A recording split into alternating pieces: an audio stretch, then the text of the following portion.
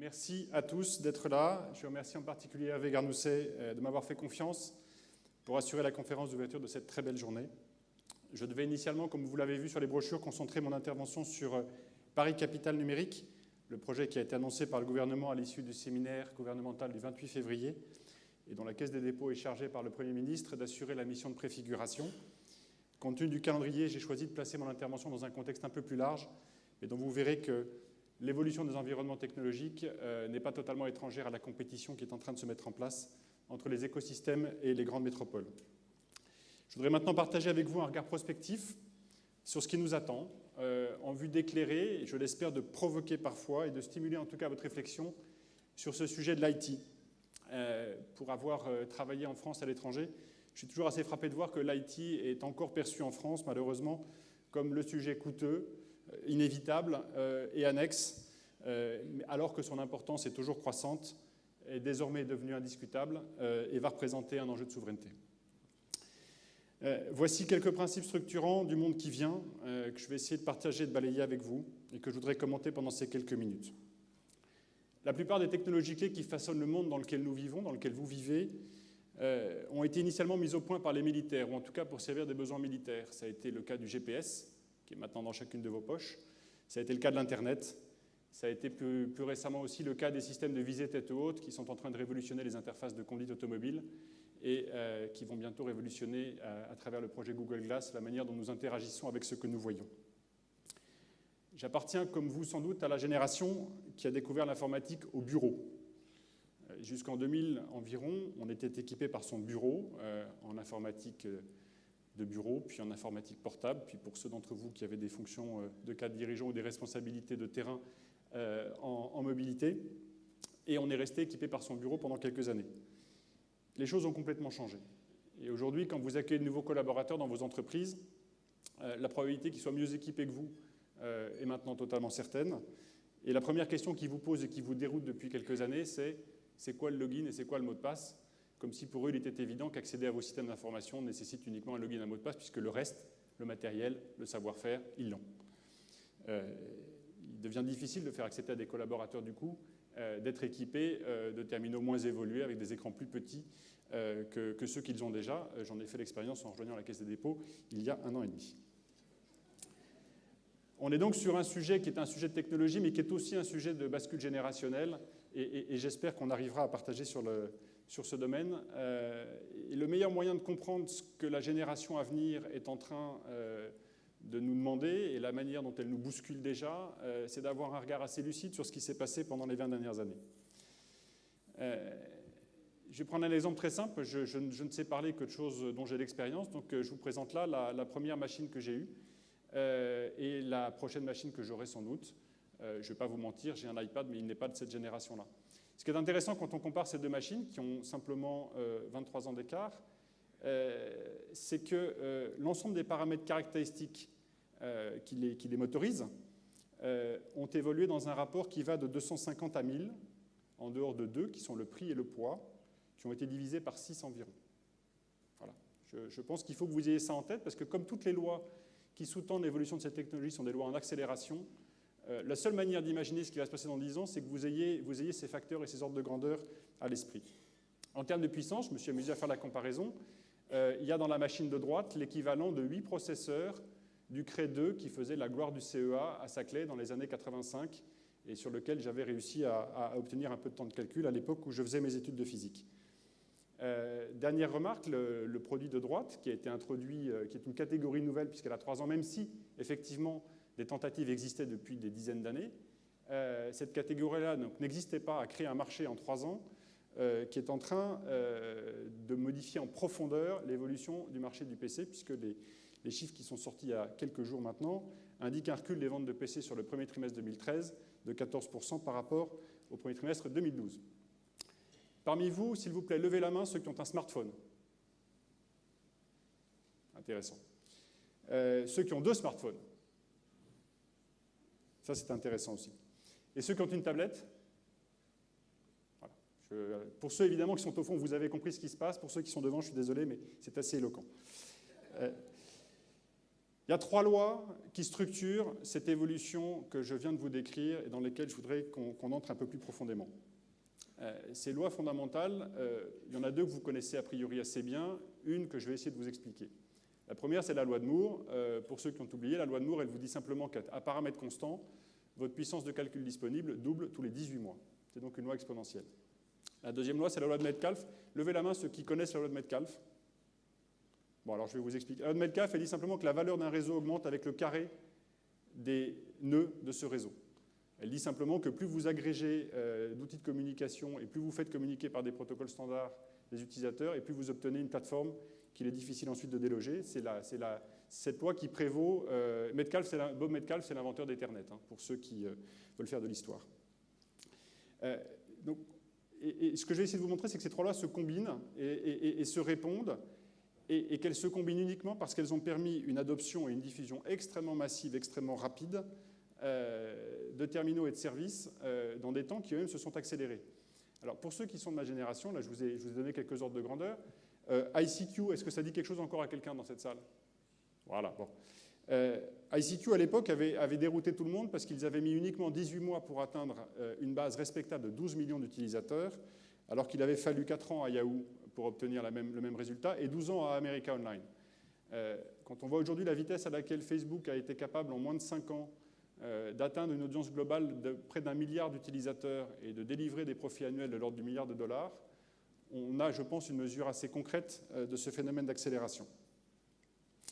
Alors, la loi de Moore, elle s'est diffusée et elle nous impacte aujourd'hui tous, notamment parce qu'elle s'est diffusée à travers un objet que vous avez tous dans votre poche, dont vous avez pour certains 2 exemplaires, puisque vous me l'avez dit tout à l'heure, et qui est le téléphone mobile. Ce qui est intéressant, c'est que le téléphone mobile, c'est probablement, en termes d'histoire industrielle, l'objet manufacturé le plus abondant en volume, en tout cas qui a été produit à la plus grande échelle. Il s'en vend aujourd'hui environ 1,3 milliard d'unités par an. Vous trouverez très peu de catégories qui atteignent ce degré de volumétrie. Il y aura dans le monde, le smartphone pèse à peu près 2/3 de ses ventes, et le parc installé de smartphones dans le monde à la fin de l'année sera d'environ 1,8 milliard. Quelques ordres de grandeur toujours. Il y a aujourd'hui dans le monde à peu près 6 milliards d'utilisateurs de terminaux mobiles, mais quand on considère les anciens terminaux dont ils disposent, il y a plus de téléphones mobiles sur Terre aujourd'hui que d'humains. Et si on regarde en termes de flux, chaque jour dans le monde, il y a plus de terminaux Android activés que de bébés qui naissent. On est dans un rapport de 1 à 4, hein, on est à 1,3 million contre 300 000 à peu près. C'est des ordres de grandeur qu'il faut avoir à l'esprit pour vous représenter l'ampleur de la vague dans laquelle nous sommes. L'impact sur les usages, évidemment, de cette diffusion de la loi de Moore à travers cet objet unique qu'est le téléphone mobile, cet impact, il est colossal et il commence déjà à transformer notre interaction avec le contenu, notre interaction avec le service et notre gestion du temps. Pour ceux d'entre vous qui se déplacent encore en métro dans Paris, vous avez dû constater que ces 3 dernières années, un changement assez massif de comportement des gens qui sont assis devant vous, voire même de ceux qui sont debout, voire même de ceux qui vous percutent dans le couloir parce qu'ils sont en train d'utiliser leur mobile. Quelques ordres de grandeur encore une fois. L'usage du web et des applications mobiles cumulées a maintenant dépassé la consommation de télévision dans le monde. Un deuxième chiffre que vous ne connaissez probablement pas, est-ce que vous savez combien de fois en moyenne on regarde son téléphone mobile dans la journée? 150. Une fois toutes les 6 minutes et demie. Ce qui veut dire que depuis le début de cette présentation, j'en ai déjà vu un certain nombre d'entre vous qui ont consulté au moins 2 fois leur mobile. Et ce n'est pas un signe qu'elle est inintéressante, j'en suis certain, c'est juste un réflexe que vous avez tous acquis et dont vous n'êtes plus conscient.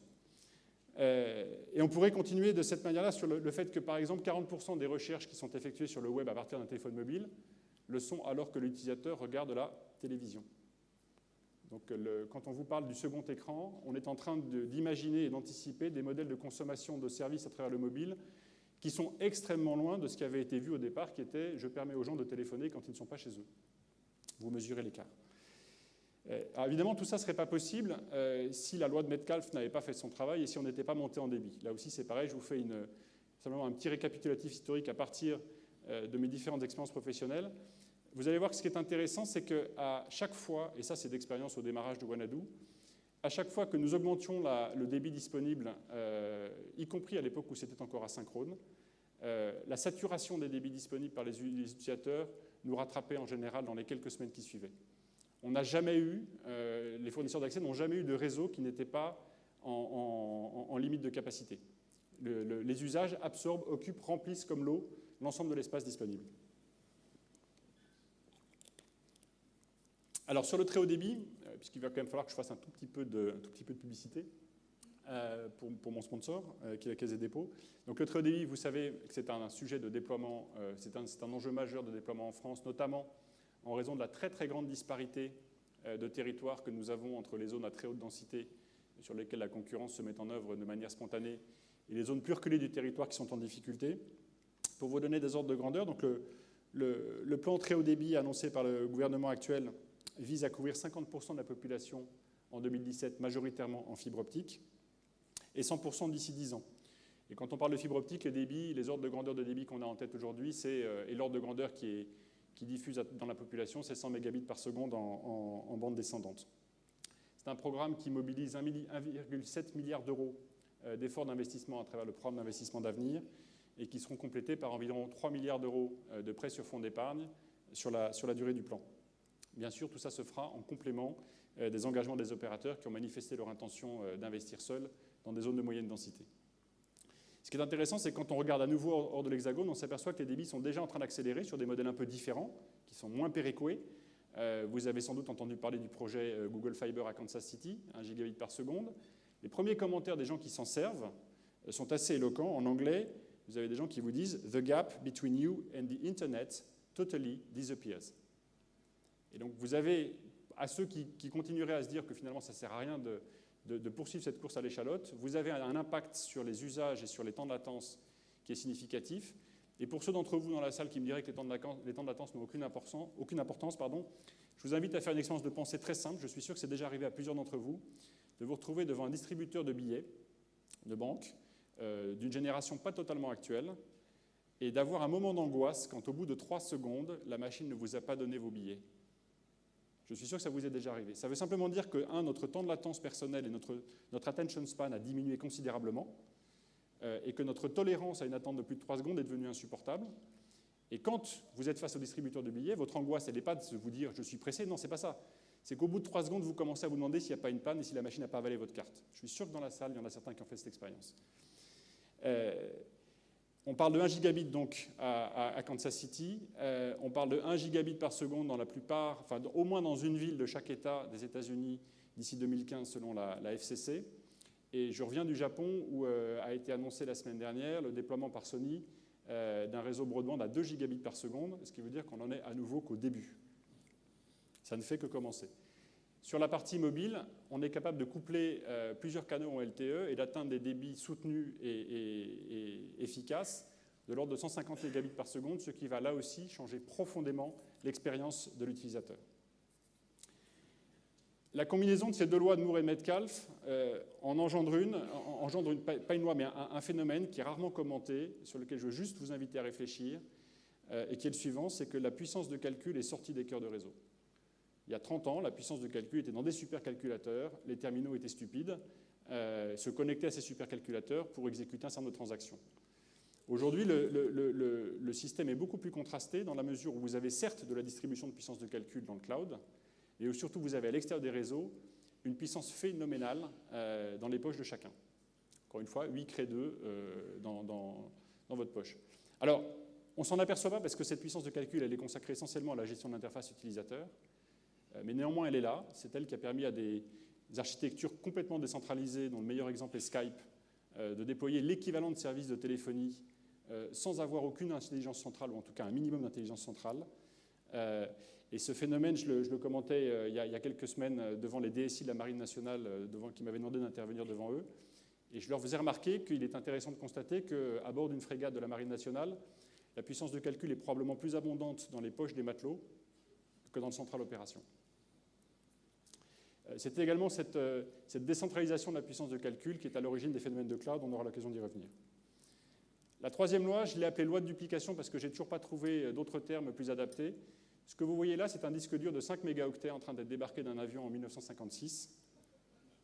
Ce que vous voyez là, c'est la comparaison entre une unité de stockage de 20 gigas d'IBM en 1980 et les cartes micro SD de même capacité qui sont à droite. Les rapports à nouveau de taille, de poids et de prix sont absolument vertigineux. La question du stockage, d'une certaine manière, est en train de devenir celle de l'accès. On aura l'occasion d'y revenir.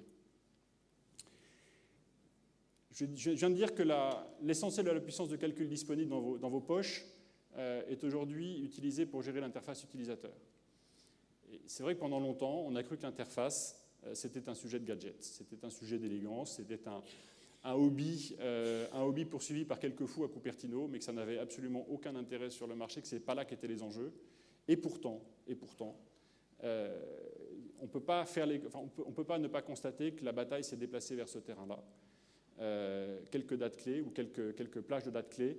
En 1980, tout le monde pense que c'est le hardware qui tient le business. Dans les années 90, avec l'avènement de Microsoft et de Windows, tout le monde se réveille en se disant finalement le hardware n'a pas de valeur, c'est l'operating system qui est le nœud et qui est le cœur de la bagarre, et ce sont les formats de fichiers qui permettent de justifier l'operating system. Vous avez le passage du web dans les années 2000, et aujourd'hui la bataille s'est déplacée sur l'interface. Je n'ai pas voulu prendre d'exemple ici et d'illustrer d'exemple, puisqu'encore une fois, ça me ferait mettre en valeur des sociétés concurrentes de Fujitsu, et j'ai quand même un minimum d'éthique, mais vous remarquerez que le sujet s'est déplacé vers la surface. Et pourquoi? Parce que l'interface, c'est l'endroit où se joue l'expérience utilisateur, c'est l'endroit où se construit la relation avec l'utilisateur, et c'est l'endroit où il fait l'expérience de consommation des services que vous lui proposez. Je prendrai juste un exemple qui a été donné il y a quelques semaines à nouveau par Facebook. L'initiative Facebook Home vise tout simplement à s'affranchir de l'operating system et à s'intercaler entre l'operating system et l'utilisateur sur la plupart des smartphones Android. La bagarre est là.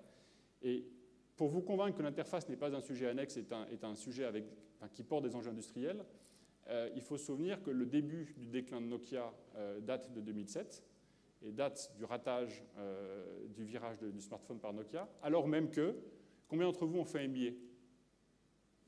Assumez-vous là. Voilà. Combien d'entre vous ont entendu parler de la matrice BCG? Bon, ça va mieux. Matrice BCG du Boston Consulting Group, elle vous dit quoi? Elle vous dit que quand vous êtes numéro 1 sur un marché en croissance à 2 chiffres et que votre part de marché est 2 fois la part du second, vous êtes juste insortable. En 2007, Nokia avait 40% de part de marché, le second en avait 20%, le marché du téléphone mobile croissait à 2 chiffres. Regardez où est Nokia aujourd'hui. Nokia a abandonné sa souveraineté en matière d'operating system, et Nokia n'a pas su, malgré le formidable appareil industriel qu'ils avaient développé, prendre la vague du smartphone. Il a fallu 5 ans. Voilà. Simplement pour vous dire, voilà, ce sujet-là est un sujet dont vous ne pouvez plus faire l'économie quand vous concevez des services, quand vous concevez des terminaux, quand vous concevez la relation utilisateur. Alors où est la limite? Si la limite n'est plus dans le hardware, si la limite n'est plus dans les operating systems, où est-elle? Je vous ai juste illustré là deux prix de 2 objets qu'on peut se procurer soit en Chine, soit en Europe, pour illustrer le fait que l'accès à des capacités de calcul n'est plus une difficulté aujourd'hui. L'accès à du logiciel non plus, puisque le mouvement open source nous a quand même permis collectivement d'hériter d'un certain nombre de choses.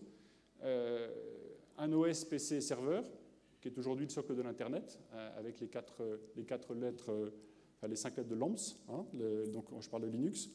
Un OS de smartphone complet, qui sera bientôt suivi de 2 autres, Firefox OS et Tizen. Une couche de virtualisation OpenStack qui permet de rendre le cloud computing plus souple et plus ouvert, sans parler des architectures même de serveurs et data center, puisque si vous regardez l'Open Compute Project de Facebook, vous avez clé en main toute l'architecture qui vous permet de concevoir un data center from scratch. Les enjeux industriels, ils sont donc dans les interfaces, je viens de le dire, ils sont dans les données, et dans la capacité à y accéder. Et le meilleur moyen d'accéder à des données en général, c'est de les produire, voire encore mieux, de les faire produire par les utilisateurs eux-mêmes, en se souvenant bien que lorsqu'un service est gratuit, c'est que vous êtes le produit. Donc la compétition, elle est en train de se déplacer vers le talent. Elle est en train, pour la plupart d'entre vous, de se déplacer vers la capacité que vous allez avoir à accueillir dans vos entreprises des petits génies qui savent coder, qui savent se débrouiller tout seuls, que vous n'avez pas forcément encore identifiés et qui sont ceux qui feront la révolution des 10 ans qui viennent. Je suis de plus en plus persuadé que le pouvoir, dans ce domaine de l'IT, sera, et commence à être déjà, aux mains de gamins qui ont entre 17 et 21 ans, et dont aucun n'est dans cette salle. Et je crois qu'il faut collectivement que vous réfléchissiez au sujet, parce que ce sont vos futurs recrues et qu'il va falloir que vous vous appuyiez sur eux pour pouvoir accompagner la transformation qui vient. Il y a deux termes qui illustrent précisément cette transformation culturelle. Le premier, c'est une formule qui est très régulièrement utilisée chez Facebook et qui est une de leurs bases comportementales, qui est très simple, 3 mots, code wins argument. Dans une grande réunion dans laquelle il faut dire ce qu'il faudrait faire ou dans laquelle on réfléchit à un produit, celui qui l'a codé est celui qui emporte le morceau. C'est celui qui fait qui a raison. La deuxième très grande transformation, elle a été ouverte par Jeff Bezos au début des années 2000, à l'époque où il était déjà dirigeant d'Amazon. Et Jeff Bezos a publié dans les années 2000 un petit mémo sur la systématisation du développement en mode API. Combien d'entre vous l'ont lu? Alors ça, c'est une urgence absolue ce soir quand vous rentrez chez vous. Vous le cherchez sur Internet, il s'y trouve. Bezos a pondu un mémo disant 2 choses. La première, c'est qu'à partir de maintenant, tout ce que vous développez en interne chez Amazon doit pouvoir être exposé à tous les autres départements d'Amazon sous forme d'API. La deuxième, c'est que tout ce que vous développez chez Amazon doit pouvoir être un jour utilisé par des utilisateurs externes, donc doit être conçu comme si il pouvait être accédé par des utilisateurs externes. Sans cette et la règle numéro 3, c'était tous ceux qui n'implémentent pas ça dans les 15 prochains jours sont virés.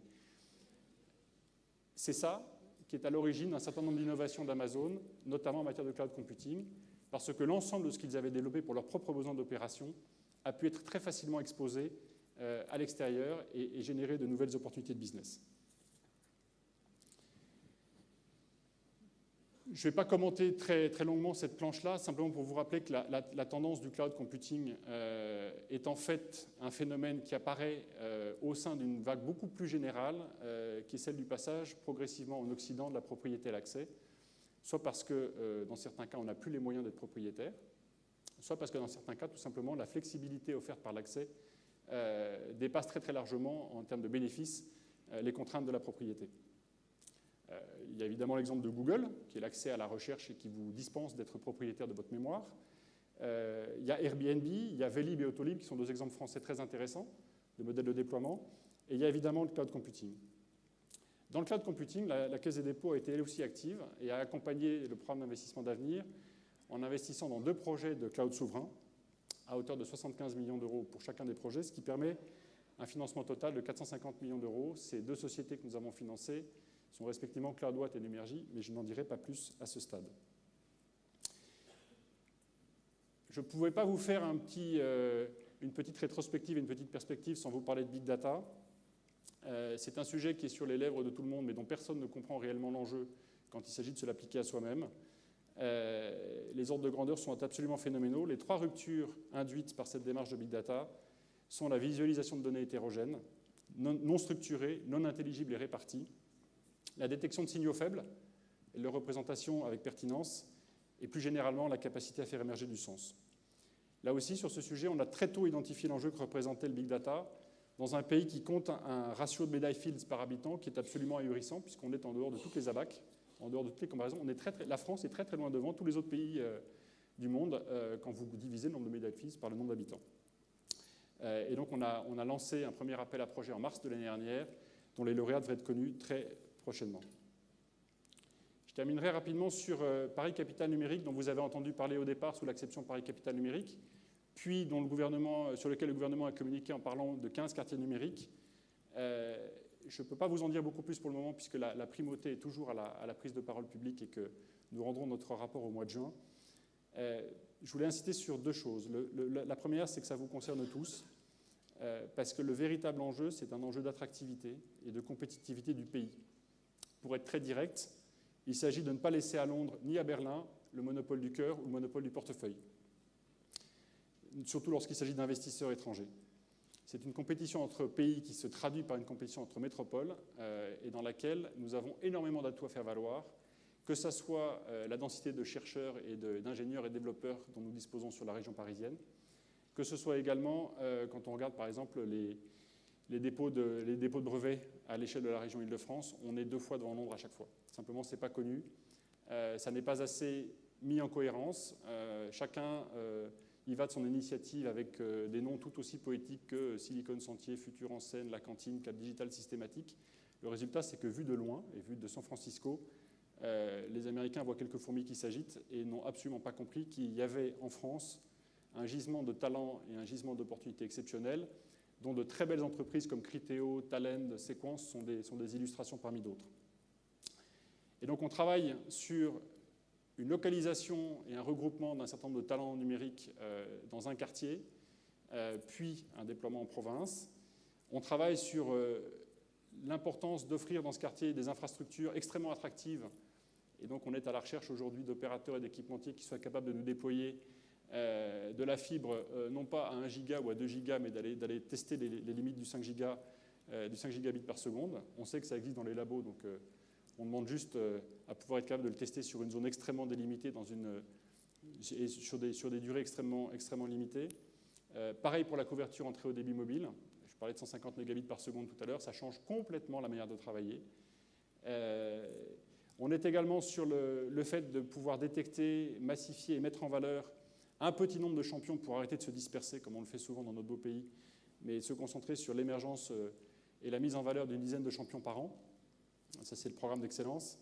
Et enfin, on travaille avec les aménageurs sur la possibilité de mettre à disposition des startups qui ont besoin de flexibilité dans les deux sens, des offres locatives qui leur permettent de monter très rapidement en surface, mais également de descendre en surface quand elles ont des accidents de parcours, comme ça arrive très souvent dans cette économie numérique rapide.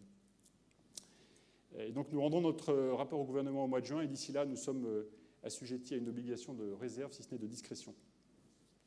J'en ai terminé. Je voudrais résumer ce temps de réflexion et de partage avec vous en 5 points. La première, c'est que la bataille sera celle de l'agilité. La deuxième, c'est que l'informatique personnelle a complètement révolutionné et continue à révolutionner à travers sa composante mobile l'IT industriel, et que le grand paradoxe dans lequel nous sommes, c'est que vous avez dans ce domaine maintenant une prime au dernier entrant, puisque le dernier entrant, certes, est celui qui n'a pas de marché, mais c'est également celui qui n'a pas de legacy à maintenir. On a déjà été reprogrammé par les interfaces utilisateurs. On ne s'en rend pas compte, mais je vais vous raconter 2 anecdotes et je terminerai par là. La première, c'est celle qui m'a été racontée il y a 2 ans par un chef d'entreprise américain de la Silicon Valley, qui revient chez lui un soir, extrêmement fier parce qu'il avait acheté un énorme téléviseur, quelque chose de grand comme ça. Il l'avait mis dans le salon, il l'avait allumé, et quand ses enfants rentrent, il leur dit « Regardez ce que papa a acheté ». Et alors là, les ados s'émerveillent, et puis le petit gamin de 3 ans trottine vers l'écran, et puis essaye de faire ça, et se retourne et dit « Dad, the TV is broken ». Plus récemment, certains d'entre vous l'ont peut-être vu, il y a cette expérience qui a été faite par Jean-Louis Constanza, le patron d'Orange Valley, qui a donné à sa fille à utiliser des journaux et un iPad, et qui est arrivé assez vite à la conclusion, après avoir observé les réactions de sa fille, qu'un magazine, c'est un iPad dysfonctionnel. Je vous remercie de votre attention.